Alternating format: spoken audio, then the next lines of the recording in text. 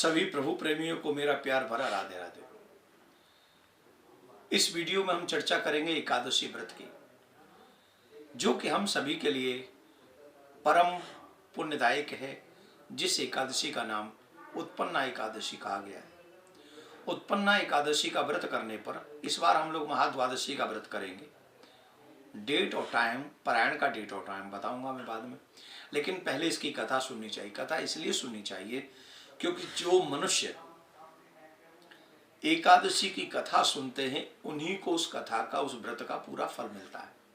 कई लोग सिर्फ व्रत करते हैं, भूखे रहते हैं, लेकिन कथा नहीं सुनते हैं, जिसके कारण उनको व्रत वो नहीं मिलता, वो फल नहीं मिलता जो उनको मिलना चाहिए। तो भगवान श्री कृष्ण ने युधिष्ठिर को कहा कि सतयुग में एक मुर नाम का दैत्य उत्पन्न हुआ। वह बड़ा बलवान और भयानक था। उस प्रचंड दैत्य ने इंद्र, आदित्य, वसु, वायु, अग्नि आदि सभी देवताओं को पराजित कर दिया था। तब इंद्र दुखी होकर ब्रह्मा जी के पास में गए, शंकर भगवान के पास में गए और उन्होंने कहा कि देखो देवराज इंद्र, अगर तुम सुरक्षित रहना चाहते हो, अगर तुम इस दैत्य से बचना चाहते हो, तो हम सभी के पालक, जगत के स्वामी, जगत रचयिता, जगत को उत्पन्न करने वाले, जगत का पालन करने वाले, इस संसार का संहार करने वाले श्री नारायण के पास जाओ, वही तुम्हारी एकमात्र रक्षा कर सकते हैं।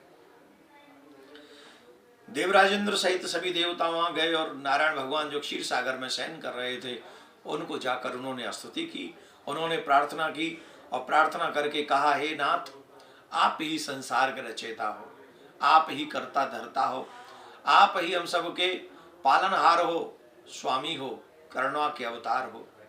आपके बिना हमारी रक्षा इस ब्रह्मांड में कोई नहीं कर सकता। हम मुर नाम के दुष्ट से बड़े दुखी हैं। बहुत अपने अपने लोगों को छोड़कर स्वयं भागे डोल रहे पृथ्वी पर। अब तो वो स्वयं सूर्य बनकर वहां पर वो अपने आप ही प्रकट हो जाता है, सूर्य बन के अपने आप प्रकट हो जाता है। इसके कारण हम दुखी हैं। हे महाराज, कृपा करिए, आप कुछ दया करिए। तब भगवान श्री नारायण ने कहा कि तुम चिंता मत करो, मैं तुम्हें अवश्य उस दुष्ट से मुक्ति दिलाऊंगा। और ऐसा कहकर भगवान ने बहुत समय तक उससे युद्ध किया। जब वो युद्ध में उसे परास्त नहीं कर पाए, क्योंकि जानते थे वरदानी है, तो वो हिमालय में जाकर विश्राम करने लगे। तो पीछे पीछे वो दुष्ट भी आ रहा था। उसने देखा कि वो मारना चाह रहे हैं, तो उसी समय उनके अंग से एक सुंदर कन्या उत्पन्न हुई। उस कन्या ने उस दुष्ट का संहार किया। भगवान ने उसी कन्या का नाम उत्पन्ना एकादशी कहा कि जो भी तुम्हारा व्रत करेगा, पालन तुम्हारा मान करेगा, पूजन करेगा, उसके समस्त पाप नष्ट हो जाएंगे और तुम्हारा नाम उत्पन्ना एकादशी होगा। तो ये उत्पन्ना महाद्वादशी का व्रत हम लोग करेंगे 16 तारीख को, 16 नवंबर को। और जो पारायण का समय होगा वह पारायण का समय होगा 17 तारीख को 6:43 से 8:02 तक रहेगा। लेकिन इसमें एक और मैं उपाय बता देता हूं। जिन कन्याओं का विवाह नहीं हो रहा है, जिनकी कन्याओं के विवाह में बहुत मुश्किलें होती हैं, उन कन्याओं को चाहिए कि वो कुछ श्रेष्ठ कार्य कर लें। वो उस दिन भगवान विष्णु का पूजन करें, पीले रंग के वस्त्र भगवान विष्णु को अर्पित करें और भगवान विष्णु के लिए उत्पन्ना एकादशी के दिन विविध विधान पूजन करना चाहिए। विष्णु को केसर, पीला चंदन, हल्दी, तिलक लगाकर उनका पूजन करना चाहिए। और इस कार्य को करने से, तुलसी माँ को भी मनाने से, क्योंकि महाद्वादशी में है, तो महाद्वादशी में व्रत है, तो उस दिन हम तुलसी माँ को भी पूजन कर सकते हैं, दीपदान कर सकते हैं। और ये उपाय स्पेशली उन कन्याओं को करना चाहिए, उसी मनोरथ के साथ करना चाहिए कि हमारे विवाह में जो रुकावट आ रही है वो रुकावट समाप्त हो जाए। तो जब आप इस तरीके से उनका पूजन करेंगे, विष्णु भगवान का पूजन करेंगे, पीले वस्त्र धारण करेंगे, पीले वस्त्रों से, केसर इत्यादि से, हल्दी इत्यादि से नारायण भगवान का पूजन करेंगे और विष्णु सहस्त्र नाम का पाठ सुनाएंगे, तो आपके विवाह में आ रही रुकावट अवश्य समाप्त हो जाएगी। प्रियाकांत जो आप सबके मनोरथ पूर्ण करें। राधे राधे। निर्जला एकादशी कैसे करनी चाहिए? निर्जला एकादशी का महात्म क्या है? निर्जला एकादशी हमको देती क्या है? ये कई सारे प्रश्न हैं और आज मैं चाहूँगा थोड़े बहुत इन प्रश्नों का कुछ आंसर आपको मिल सके। ज्येष्ठ शुक्ल एकादशी को निर्जला एकादशी कहते हैं और हमारे तीज त्योहार व्रत प्रत्येक ऐसा संबंध है जो इस जीव को परमात्मा से जोड़ता है, देवताओं से जोड़ता है। हमारी हिंदू संस्कृति में, सनातन परंपरा में, वेद परंपरा में कोई भी तीज त्योहार एक बहुत बड़ा फल देने वाले होते हैं।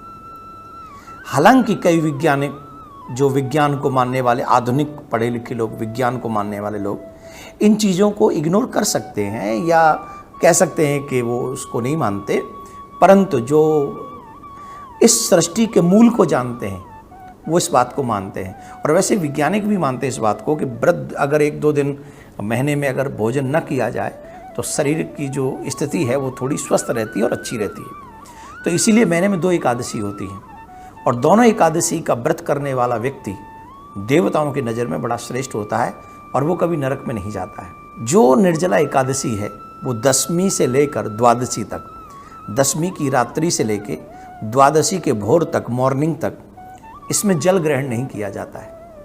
जैसा कि इसके नाम से ही पता है, निर्जला, जिसमें जल नहीं स्वीकार्य हो वही निर्जला एकादशी है। इस निर्जला एकादशी का महात्म क्या है, इसकी पूजा विधि क्या है, हमको कैसे पूजा करनी चाहिए, तो वो संदर्भ में थोड़ी सी हम चर्चा करते हैं। एक बार की बात है, वेद व्यास जी महाराज पांडवों के पास पधारे थे।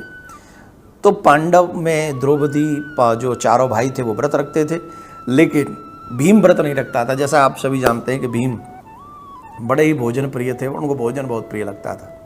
तो पितामह जब वहाँ पर पधारे व्यास जी, तो पांडवों ने, धर्मराज ने कहा कि हमारा छोटा भाई भीम जो है व्रत नहीं रखता है।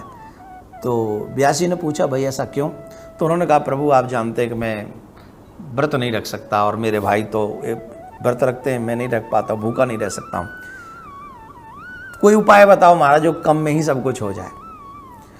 तो व्यास जी ने बताया तुम एक काम करो, सिर्फ निर्जला एकादशी का व्रत करो। ये लोग 11 एकादशी मीन्स टोटल 12 एकादशी का जो फल प्राप्त करेंगे वो तुम अकेले एक एकादशी का फल प्राप्त कर लोगे व्रत करके, और वो है निर्जला एकादशी।